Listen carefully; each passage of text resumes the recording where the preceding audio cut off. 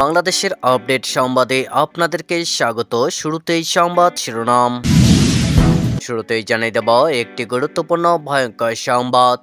শেখ হাসিনা নাকি নেতৃত্বে বদল, কোন পথে যাবে আওয়ামী লীগ? বিবিসি বাংলার প্রতিবেদনে বেরিয়ে এলো নতুন এক চাঞ্চল্যকর তথ্য, থাকছে বিস্তারিত প্রতিবেদনে।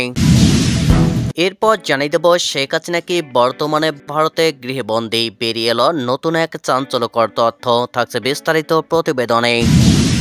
আমি শপথ নিলাম তোদের টঙ্গিপাড়া গুড়িয়ে ফ্যাসিবাদের শেষ চিহ্ন মুছে দেব, জানালেন পিনাকি ভট্টাচার্য।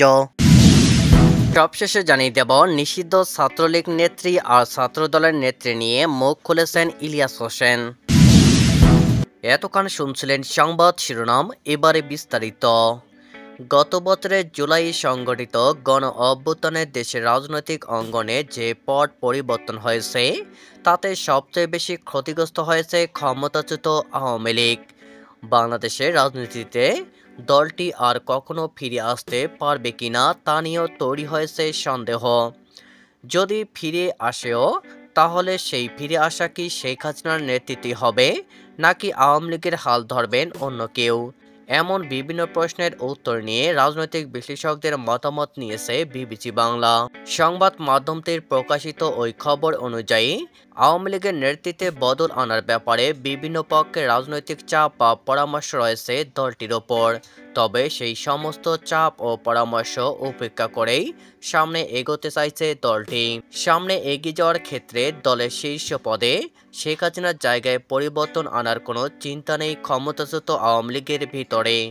দেশে বিদেশে পালিয়ে বা আত্মগোপনে থাকা দলটির বিভিন্ন পর্যায়ের নেতাকর্মীদের সঙ্গে কথা বলে এমন ধারণা পেয়েছে বিবিসি বাংলা। আওয়ামী সরকারের পতনের 6 মাস পার হলেও গণহত্যা এবং দেশব্যাপী গুম খুনের সংস্কৃতি চালুর জন্য অনুশোচনা বা ক্ষমা চাওয়ার কোনো লক্ষণ এখনও দেখা যাচ্ছে না দলটির মধ্যে। উল্টো বিক্ষোভ, অবরোধ এবং এমনকি হরতালের মতো কর্মসূচি দিয়ে ঘুরে দাঁড়ানোর চেষ্টা করছে আওয়ামী লীগ। হাস্যকর ব্যাপার হচ্ছে দলের ওয়েবসাইট এবং সামাজিক যোগাযোগ মাধ্যম ব্যবহার করে এসব কর্মসূচি দিচ্ছেন ভারত, যুক্তরাষ্ট্র সহ বিভিন্ন দেশে পালিয়ে যাওয়া আওয়ামী লীগের নেতাকর্মীরা। তবে এই সময় এভাবে কর্মসূচি দেওয়া নিয়ে মনে ক্ষোভ রয়েছে দেশের পালিয়ে থাকা তৃণমূলের নেতাকর্মীদের মধ্যে। তারা মনে করেন দেশের বাস্তবতা বিবেচনায় তা নিয়ে হরতাল, অবরোধের মতো কর্মসূচি দেওয়া হচ্ছে, যা আরও হাস্যরস্য সৃষ্টি করছে। এছাড়া ছাত্র জনতার আন্দোলনে হত্যা ও নির্বিচারে গুলির জন্য ক্ষমতাচ্যুত প্রধানমন্ত্রী শেখ হাসিনাকে দায়ী করে জাতিসংঘের মানবাধিকার কমিশন যে প্রতিবেদন দিয়েছে সেটি আওয়ামী লীগের জন্য বিশাল এক ধাক্কা হিসেবে দেখছে দলটির নেতাকর্মীরা। তবে আওয়ামী লীগ আর কখনোই বাংলাদেশের রাজনীতিতে ফিরতে পারবে না এমনটা মনে করেন না রাজনৈতিক বিশ্লেষক ও লেখক মহিউদ্দিন আহমেদ। তিনি বলেন, আওয়ামী লীগের ভবিষ্যৎ নিয়ে অনিশ্চয়তা আছে, তবে তারা রাজনীতিতে ফিরতে পারবে না বাংলাদেশের বাস্তবতা সেটা বলা যায় না। যদিও সরকারের একাধিক উপদেষ্টা বলে আসছেন শেখ হাসিনা ও আওয়ামী লীগ অপ্রাসঙ্গিক হয়ে গেছে। দলটির শীর্ষ নেতাদের যাদের বিরুদ্ধে গণহত্যা সহ বিভিন্ন অভিযোগ আছে তারা রাজনীতি করতে পারবেন না। তবে চরম সংকটের মুখেও দলটি কোনো পরিবর্তনের পক্ষে নয়। তারা ঘুরে দাঁড়ানোর পথ খুঁজছে শেখ হাসিনার নেতৃত্বেই। দেশে ও বিদেশে পালিয়ে থাকা সব পর্যায়ের নেতাকর্মীরা এই ব্যাপারে একই অবস্থানে রয়েছে বলে মনে করছে বিবিসি বাংলা। নেতাকর্মীদের যুক্তি হচ্ছে শেখ হাসিনার নেতৃত্ব ছাড়া বিপর্যস্ত দল ঘুরে দাঁড়াতে পারবে না, এমনকি তাদের দলে বিভক্তিও আসতে পারে। দলের অস্তিত্ব রক্ষা করতেই নেতৃত্ব নিয়ে তাদের বিকল্প চিন্তার কোনো সুযোগ নেই। এক সময় যার এক ডাকে উঠত সভা, শাসকের আসনে যিনি ছিলেন অপ্রতিদ্বন্দ্বী, আজ তার জন্য সব পথ বন্ধ। তিনি বন্দী এক অনিশ্চিত ভবিষ্যতের মধ্যে। অনুমতি ছাড়া কোথাও যাওয়ার উপায় নেই, কথিত নিরাপত্তার বেষ্টনীতে আটকে আছেন। এক সময় যারা তার নামে স্লোগান দিত আজ তারা মুখ ফিরিয়ে নিয়েছে। ক্ষমতার কেন্দ্রবিন্দু থেকে ছিটকে পড়ে এখন তিনি কেবল আলোচনার বিষয়, কিন্তু সম্মানের নয়, তামাশার। পদ্মাপাড়ে তার জন্য আর কিছু অবশিষ্ট নেই। ঘৃণা, জনরোষ আর বিচারের দাবি এখন তার পরিচয়ের মূল অংশ।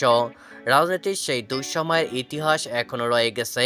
হাজারো হত্যাকাণ্ড, নিপীড়ন এবং ক্ষমতার অপব্যবহারের হিসাব কেউ ভুলে যায়নি।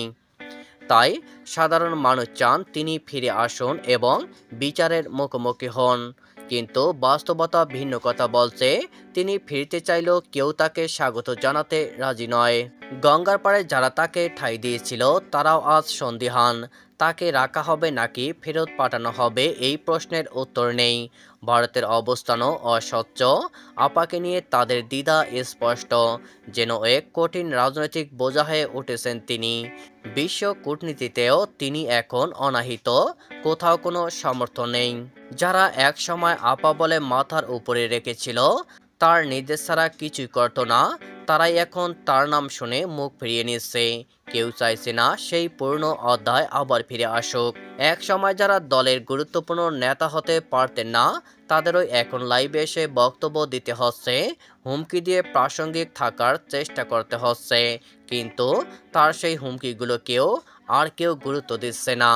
সোশ্যাল মিডিয়ায় চলছে ব্যঙ্গ বিদ্রুপ, হুমকির ভাষা আর ভয় দেখানোর চেষ্টা এখন হাস্যরসে পরিণত হয়েছে। চায়ের দোকান, ক্যাম্পাস, অফিস সব জায়গায় তিনি এখন কৌতুকের বিষয়বস্তু। তার পুরনো শক্তি, ভয় ধরানোর ক্ষমতা সবকিছু এখন অতীত। ভারতীয় গণমাধ্যমের খবরে বলা হচ্ছে তিনি দেশে ফিরতে চান। পরিকল্পনা একটাই, ফিরে প্রতিপক্ষকে দমন করবেন, কারাগারে পাঠাবেন, শাসকের কঠোর রূপ দেখাবেন, উন্নয়নের নতুন অধ্যায় লেখার কথা বলছেন। কিন্তু বাস্তবতা বলছে ভিন্ন কথা। সাধারণ মানুষের প্রতিক্রিয়া থেকে বোঝা যায় তার ফিরে আসার সম্ভাবনা নিয়ে ব্যঙ্গ চলছে। কেউ বলছেন তিনি এখনও মেট্রো রেল আর পদ্মা সেতুর মায়া ভুলতে পারেননি। তবে রাজনৈতিক বিশ্লেষকরা বলছেন বাস্তবতা কঠিন। হাজারো হত্যাকাণ্ড, নিপীড়ন ও ক্ষমতার অপব্যবহারের বিচার এখনও বাকি। এই বিচার না হলে ইতিহাস অসম্পূর্ণ। বাংলাদেশের অন্তর্বর্তী সরকারও তাকে ফিরিয়ে আনতে উদ্যোগী হয়েছে। ইতিমধ্যেই প্রয়োজনীয় নথিপত্র দিল্লিতে পাঠানো হয়েছে এবং ভারতকে তাগিদ দেওয়া হচ্ছে। তবে ভারত কেন দেরি করছে এটাই এখন মূল প্রশ্ন। দিল্লি কেন তাকে দেশে ফেরত পাঠাচ্ছে না? কূটনৈতিক জটিলতা কোথায়? অনেকে সন্দেহ করেছেন, তবে কি তাকে ভারতের নিয়ন্ত্রণের মধ্যে রাখা হয়েছে, অর্থাৎ গৃহবন্দী? বাংলাদেশ সরকারের প্রেস সচিব শফিকুল আলম জানিয়েছেন, শেখ হাসিনাকে দেশে এনে বিচারের মুখোমুখি করা সরকারের অন্যতম প্রধান লক্ষ্য। জাতিসংঘের মানবাধিকার কমিশনের সাম্প্রতিক প্রতিবেদনে তার অপরাধের বিষয়টি স্পষ্টভাবে উঠে এসেছে। তাকে মানবতাবিরোধী অপরাধে অভিযুক্ত করা হয়েছে, যা আন্তর্জাতিক পর্যায়ে গুরুতর অপরাধ হিসাবে চিহ্নিত। এদিকে ভারতীয় জনমত বদলাচ্ছে। একটি জরিপে দেখা গেছে ৫৫% ভারতীয় চান তাকে বাংলাদেশে ফেরত পাঠানো হোক। মাত্র ১৬ থেকে ১৭% মানুষ তাকে ভারতে রাখতে চায়। রাজনৈতিক বিশ্লেষকরা বলছেন এই অবস্থান ভবিষ্যতে আরও বদলাতে পারে এবং তার ফেরা অনিবার্য হয়ে উঠতে পারে। তবে প্রশ্ন থেকে যায়, তিনি কি সত্যিই ফিরে আসতে পারবেন, নাকি ইতিহাসের অন্ধকার অধ্যায়ে হারিয়ে যাবেন? জনপ্রিয় রাজনৈতিক বিশ্লেষক ও অ্যাক্টিভিস্ট পিনাকি ভট্টাচার্য এবার আওয়ামী লীগকে কড়া ভাষায় হুঁশিয়ারি দিয়েছেন। ডক্টর ইউনূসের আয়নাঘর পরিদর্শন শেষে সেখানকার প্রকাশিত ভিডিও ফুটেজে হাহা রিয়াক্ট দেওয়া আওয়ামী লীগের নেতাকর্মীদের তিনি মনুষ্যত্বহীন বলেছেন। এই আওয়ামী লীগের লোকজনদের রাজনীতি করার ন্যূনতম নৈতিক অধিকার নেই বলে তিনি দাবি করেন।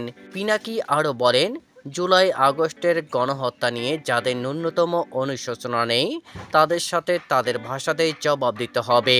ফ্যাসিস্ট শুধু ফ্যাসিজমের ভাষাই বোঝে। তিনি আওয়ামী লীগের নেতাকর্মীদের হুঁশিয়ারি করে বলেন, আমি শপথ নিলাম তোদের টুঙ্গিপাড়া গুড়িয়ে দেব, ফ্যাসিবাদের সে চিহ্ন মুছে দেব। সময়ের আলোচিত প্রবাসী সাংবাদিক ইলিয়াস হোসেন নিষিদ্ধ ছাত্রলীগ আর ছাত্রদল নিয়ে কথা বলেছেন। আজ বৃহস্পতিবার ২০ ফেব্রুয়ারি এক ফেসবুক পোস্টের মাধ্যমে ছাত্রলীগ ছাত্রদল নিয়ে কথা বলেছেন ইলিয়াস। সাংবাদিক ইলিয়াস তার পোস্টে বলেন, কুয়েটের ঘটনায় অনেকেই ছাত্রদলকে ছাত্রলীগের সাথে তুলনা করেছেন, কিন্তু একটা জিনিস মনে রাখতে হবে, ছাত্রলীগের নেত্রী আর ছাত্রদলের নেতা এক জিনিস না।